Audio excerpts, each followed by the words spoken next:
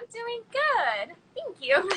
Yes, thank you so much for joining us. So, birthday girl, happy birthday. Your birthday was yesterday. Thank you. 2018. How did you spend your birthday? I know you were at work. You had a beautiful cake on set. Talk to us about what you did for your birthday. So I was working, so I came to set, and everybody on set made it super special. I'm actually on set right now. I'm in my trailer. Oh, cool. But everybody made it super special. Crafty brought in that amazing cake, and when I say it was amazing, Wow. quite possibly the best cake I've ever had. And it had my baby face on it, so like, Yes. it was perfect. And then they surprised me with the cake and with singing happy birthday. I don't know if we got video or not, but the base camp AD came in and he was like, let's go on a little field trip. We're just gonna go ahead and walk to Crafty, and without even thinking anything, I was like, okay, sure. And Right. so I start walking, and then he walks into the set, and I was like, wait, I thought we were going to Crafty, and he was like, oh, we're just taking a shortcut, and I was like, okay, do. I didn't even think anything of it, and then all of a sudden people were singing, and I was confused, and then I saw the cake, and it was great. And then they were like, happy birthday. Happy birthday, yeah. Mm-hmm. That's so special. The cake was beautiful with your face on it. So super, super cute. I have to ask you, I remember turning 16. I'm 37 now. I remember turning 16 and, you know, just everything that was going through my mind at that time. I have to ask you, being that you're in a different place than I was at 16. You're on a hit show. You have music, beautiful music out. You're doing so many amazing things. Do you feel like you're living the dream at 16? Do you feel like you're living the dream? Oh my gosh, yes. I'm living my dream. I feel like everybody has different dreams, you know what I mean? But I'm definitely living my dream. I was able to work. I'm on a beautiful set with amazing people, amazing cast and crew. I mean, I turned 16, which is like a big deal. Like it is a huge deal. It's like my sweet 16. But oh my gosh, I was actually, it's funny that you asked, because I was thinking about that last night. I was like, wow, like, I really just had that day. You just had time to reflect on it and everything? Yeah, when I was going to bed around, like, I think I went to bed at, like, 10:30-ish. Wow. I was so tired. My call time was super early, so I woke up at 4 a.m. Yesterday morning, and so I was like, I was ready to go to sleep around 10. Well, happy birthday. I hope that this next year for you brings you everything that your heart desires. Let's dive right into this. So now that we're possibly like back on lockdown, I guess you would say, here in LA, I have to ask, what's been the best part of you, what's been the best part for you being in quarantine and being at home more before you started going back to work and when you were just at home? What's the best part of it? So for the past, like, 3 years, I want to say, I've been kind of working constantly, which is amazing, and I love it so much. But for, like, the first 2 months of quarantine, I was so excited to just be home and be with my family and be with my family.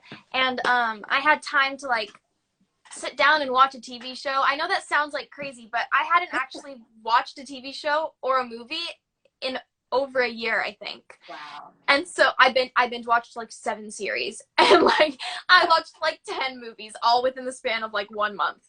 Wow. And I love crocheting. That's kind of like something that I like doing as like a relaxer. Like, I know some people meditate, some people read. For me, I really like crocheting. Wow. So I also had a lot of time to do that. So I made a couple cool things. Do you have anything with you now that you could show us? If I was at home, I could, but okay. I like to make clothes. So I made a bunch of tops, and I made a cardigan recently. I love it. I love the cardigan moment. I love it. That's super cute. Like you said, you've been booked and busy. You've been extremely busy working on new music, working on your hit show. We have so much to discuss, but before you get back to work and before we get into everything, I want to go back to the beginning, if you will. Ruby, do you remember the first song that you sang? And if so, what was it?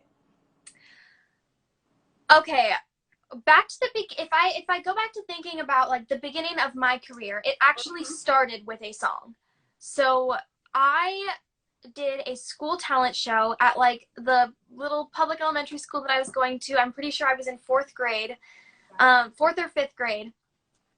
And my mom took a video of it and then posted it to YouTube so that like we could have it and we wouldn't lose it. And it's just like, we just posted it so that we wouldn't lose it. That's really why we posted it. And it was a video of me singing I Know Things Now from Into the Woods. And so we posted that on YouTube, and then it started getting views, and my manager actually saw the video and reached out to us.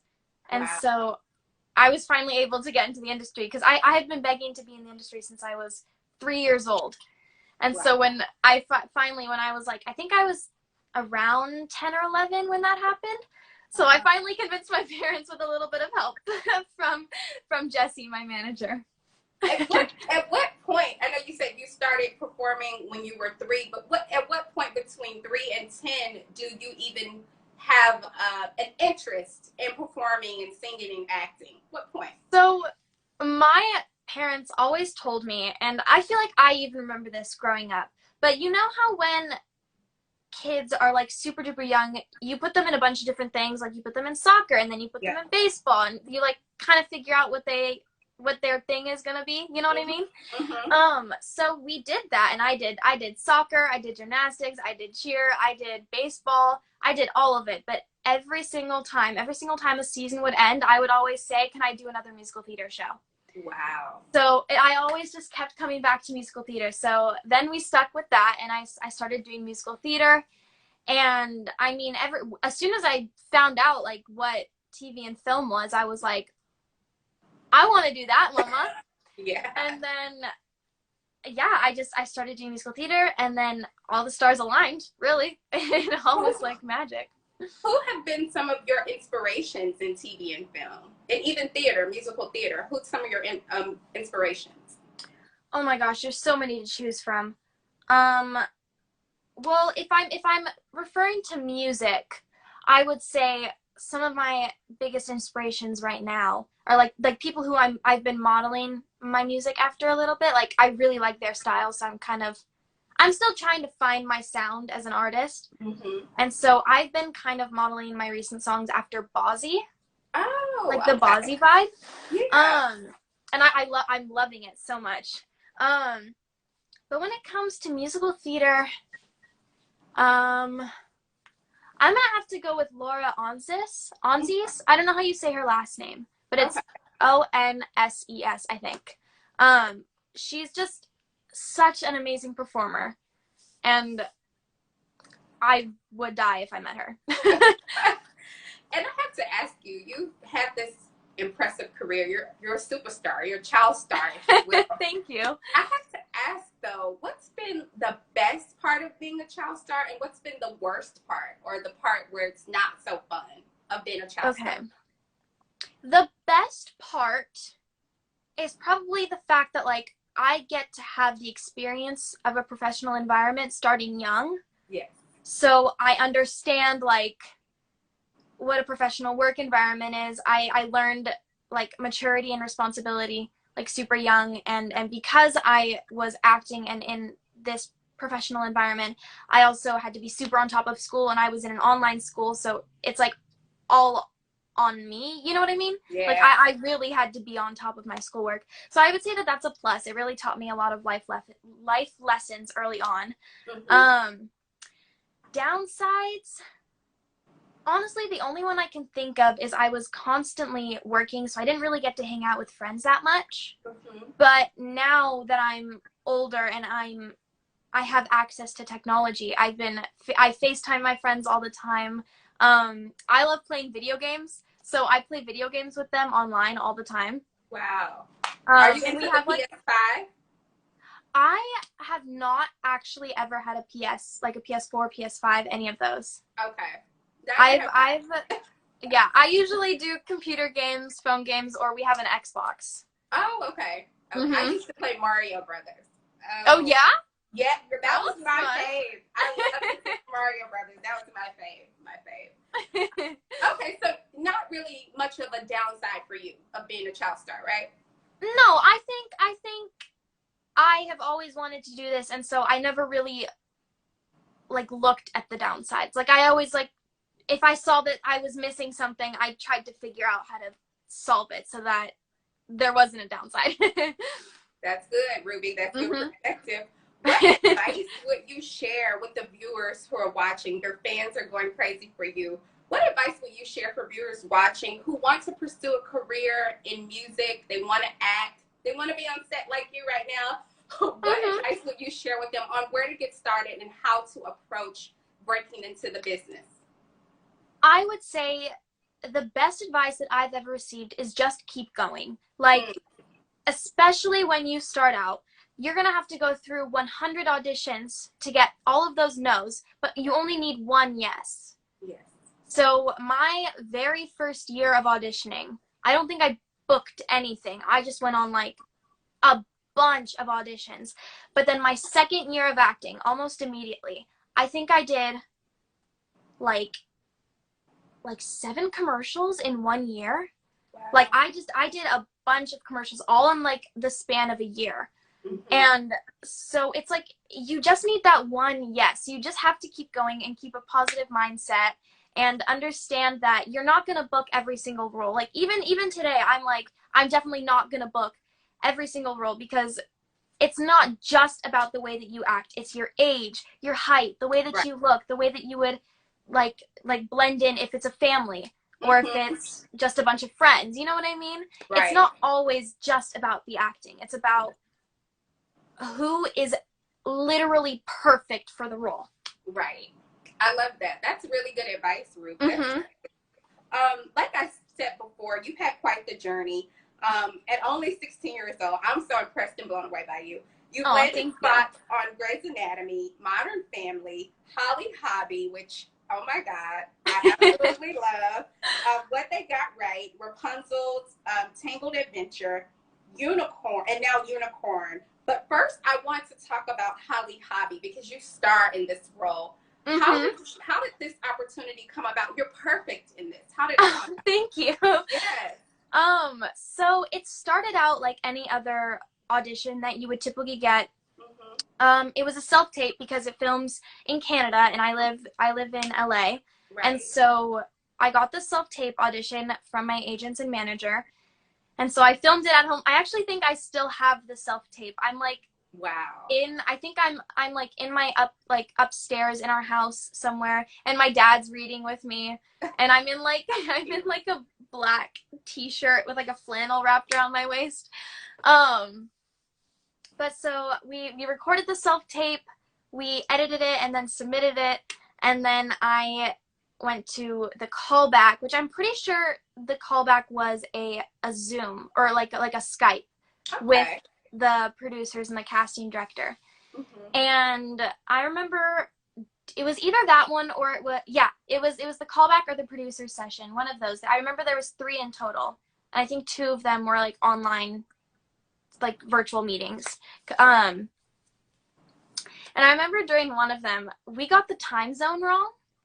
So because where they are, it's 3 hours ahead. Right. So when they said your meeting is at 7 o'clock, we were like, all right, cool. Like, I'll be home from school by then. Like, I'll have time to chill out and then get ready and be ready to meet with them. And around 4 o'clock, I remember I was laying in my bed, eating ice cream, watching a TV show.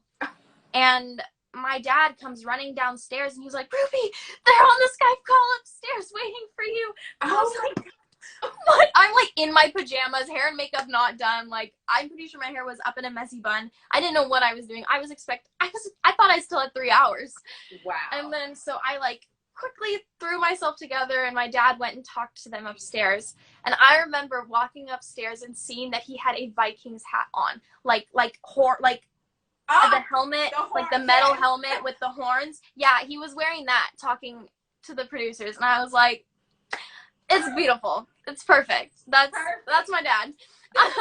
Daddy's girl. And then so I did the meeting with them, and they had me sing, And then after about a week after that, they contacted me and asked if they could fly me to Canada to do the testing. So they flew me up for the weekend, and I did a mix and match, or a testing read, which is basically where you go in and they have a bunch of other actors come in also. And then you basically read with other actors, and you kind of like, it's like a web almost, and like, so you read with a bunch of actors, and then the other actors will read with all the other actors to kind of see what, like, how you guys read together. And I mean, it's called a mix and match. That's, that's you really what it is. You just taught us something. Yeah, those are fun, mix and matches. And I remember going in and seeing Kamaya, and I remember sitting in there, and all of the cast was there, and we were all kind of talking, and there was a couple other actors and actresses there. And I remember Kamaya, after our audition, pulled me aside, and she was like, "Can I have a photo with you?" And so I still have the very first photo that Kamaya and I took together at the mix and match. And we were looking at it yesterday because of my birthday. She like called me, and we were looking at old photos. And we literally sat there laughing for a good 10 minutes, laughing at like how much of babies we looked in those photos. Like, it's crazy how different we looked. But yeah, so that was kind of the audition process. And then after I finished with the mix and match, around, I would say 2 weeks later, we got the call saying that they wanted to book me and fly me out to Canada to film. And I was so excited. It was my very first role in a series. Before that, I had only done voiceovers, commercials, and guest stars, where like I came in for one episode and did like 1 or 2 scenes. Right. So I was so excited that like my very first TV show ever was going to be, I was going to be playing the lead. I was going to be singing. I'd be filming in Canada, which was like so crazy and so exciting, with a bunch of other amazing actors who are also my age. So I was so excited. That's so amazing. And it's now streaming on Hulu. What did that experience teach you, and how did it prepare you for your next big gig, Unicorn, which we're going to talk about next? Okay, so Holly Hobbie, like I said, my very first thing, so it was definitely a huge learning curve for me. I mean, I had to get, so before that, I had only done guest stars, commercials, and musical theater. So I wasn't used to memorizing so many lines all at once. Right. Because, you know, for musical theater, you have like 3 months to memorize the show, or like 3 or 4 months to memorize the show. And then guest stars is like 1 or 2 scenes. So it's like basically an audition. And so Holly Hobbie really taught me how to manage my time on set, like managing time between school, making sure I like eat and drink water and like keep myself hydrated and awake and drink coffee. Coffee is my savior. And also memorizing all the lines. So that Holly Hobbie definitely taught me basically just like how to manage myself on set. Wow. Like I said, I love you in that, and I also love you as Grace on the Unicorn. Talk to us about season 2. It just premiered recently. What is Grace and the gang up to in season 2? So season 2, Grace, she kind of calms down on the mischief stuff. I don't know if you've seen season 1, but she gets into a little bit of mischief with boys specifically. And in season 2, so far, we actually haven't seen anything like that. She's kind of calmed down. She's growing up. She's maturing a little bit. And I feel like she's also slowly stepping into like the mother figure in the household. Like she in a lot of scenes you'll see her like helping Natalie manage her time with like getting to school, and like there's a couple scenes where she's doing the laundry. Like I don't know, I feel like she's kind of stepping up, and she's maturing and taking on more responsibility. So it's really cool to like see her grow up a little bit. Just as you are evolving, right? Yeah. Just as you are. Ruth, what do you love most about this show? What I love most about this show is how honest it is. I mean, it's a single camera comedy about a single father who is a widower getting back into the dating world and basically like accepting that he's going to move on with his life. Or not, I shouldn't say move on, but like he's going to move forward with his life. That's good. Yeah. That's good. So I really love that the show, I mean, it takes all of these like super realistic and relatable situations and puts like a positive spin on it and like makes a joke, not like a joke out of it, but it brings the humorous side to it.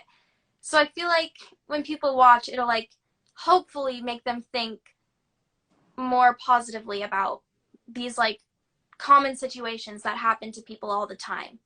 Right. And what do you feel is the show's message? What do you think is the message or the thing that it puts out to the viewer?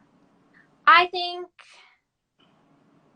it's probably something to do with like support and togetherness and moving forward and always thinking about the positive side of things, because it's really is about a tight-knit group of family and friends, like growing with each other and moving forward in life. Right. And people need to tune in. Tell people when they need to tune in and watch it. Yes. Oh my gosh. Thursdays on CBS at 9:30. And it's now on Netflix too, right? Season 1 is on Netflix, right? Season 1 is on Netflix. Yeah. You should check it out. Check it out. If you've missed season 1 and you need to catch up, just go watch it on Netflix. I love this show. Again, like I said, I love you in it. Great. Thank you. You again are booked and busy. It's Christmas time. Have you guys put up your Christmas tree yet? I see the. Oh yeah. Oh, we are all decked out. We go crazy with Christmas. It's my entire family's favorite holiday. Yes. Both my sister and my birthdays are in December also. So I love it. December is like the month for our family. So we go all out with decorations. We put up our decorations on Thanksgiving. Wow. We had, instead of having like Thanksgiving dinner, since we couldn't really go meet up with family and stuff, we did more like a Thanksgiving lunch, and then immediately after we finished, we put up all the Christmas decorations, and then when we got back to set after the hiatus, we put up all of the decorations in the trailer, and we even decorated the school trailer too. Wow. Is Christmas like what inspired your new song, which I super duper duper love? It's so cute. Favorite Christmas. Did your love of Christmas in this holiday inspire the song? What inspired the song Favorite Christmas? Oh yeah. Oh, 100%. I have kind of always wanted to do a Christmas song. It hasn't released yet, right, but when it does, we're hoping to get it out this year, but with everything with COVID and quarantine and the delays on everything, we're like trying to get it out. So hopefully we get it out this year. If not, it may be next year, but we're hoping and we're pushing to get it out this year. But it has to come out. I love it so much. I know. We're trying so hard to get it out. But it was definitely inspired by my love of Christmas. I had to do a Christmas song. It's so cute. It's the perfect Christmas song. It's so cute. Thank you. Your music is always so relatable, especially to tweens and teens your age. You also released this year Vivid Dream and Psych is out. Those are both out now, I believe. Is that right? Yes. Yeah. What inspires your music? Like, what inspires you to make these songs? Because you're also a songwriter. Yes, yeah, I actually wrote Psych and Vivid Dreams. Yes. So I would say pretty much all of the songs that I write, like, by myself, like, I usually write songs by myself, and then I take it to a songwriter and producer, and we kind of tweak it, fix the lyrics, and then add music to it. But all of my things are inspired by stuff that happens in real life, like, either to me or things that I see happening between people. It's really just whenever a storyline inspires me to write something about it. So, Psych, you have the best storylines, girl. Thank you.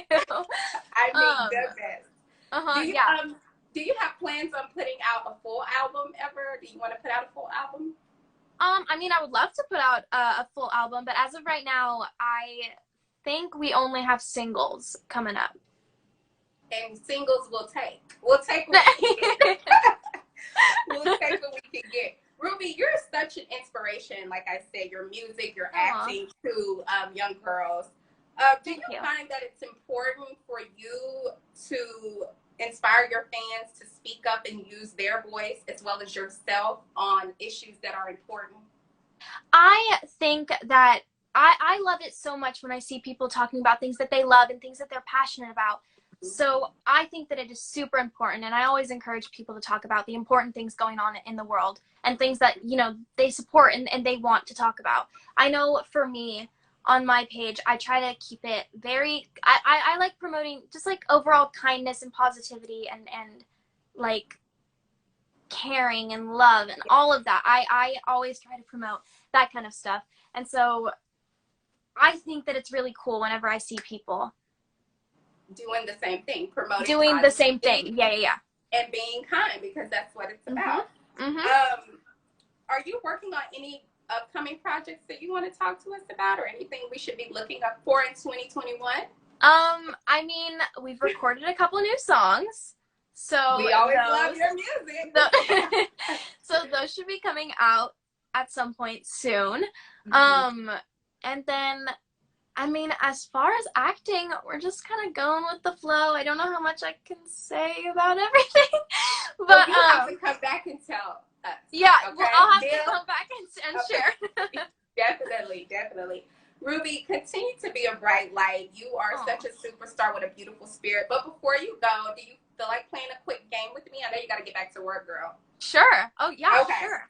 So it's a little rapid fire. It's called Ashley's 5 and 5. So 5 questions, 5 minutes, 5 seconds. No pressure. Okay. Favorite holiday, Christmas or Halloween? I think I already know the Christmas. answer.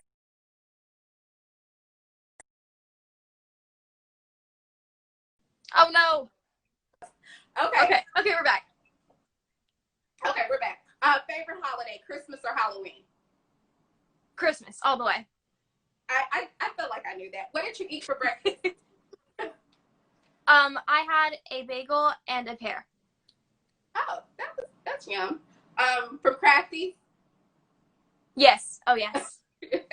My best friend. Who's your celebrity crush? Spill some tea, Rube. Well, my musical theater celebrity crush is Derek Klena. Oh, I love it. Favorite cover you've ever done? Shallow, Lady Gaga. Ooh. Probably. That's good. That's Probably. Good. TikTok or Reels? I know you're a TikTok superstar and all, but which do you prefer? TikTok or Reels? Probably TikTok. You like TikTok over Reels? I'm trying to get used to Reels. I'm not on TikTok, but I don't think I've ever posted a Reel. So if I had to choose one, it'd probably be TikTok. You maybe have to give me some lessons. Teach me how to do a TikTok. Ruby, thank you so much for talking to us today. Thank you so much for having me. Yes, you were so amazing. I'm wishing you all the blessings that your heart can take. Have a beautiful birthday weekend. Continue to celebrate. Thank you. You only turned 16 once. You're right. You gotta go big or go home. Go big or go home. Thank you so much, Rube. Thank you so much for having me. Yes. Bye. Bye. Where is the buzz? Oh, Where is the buzz? You said was mine. Where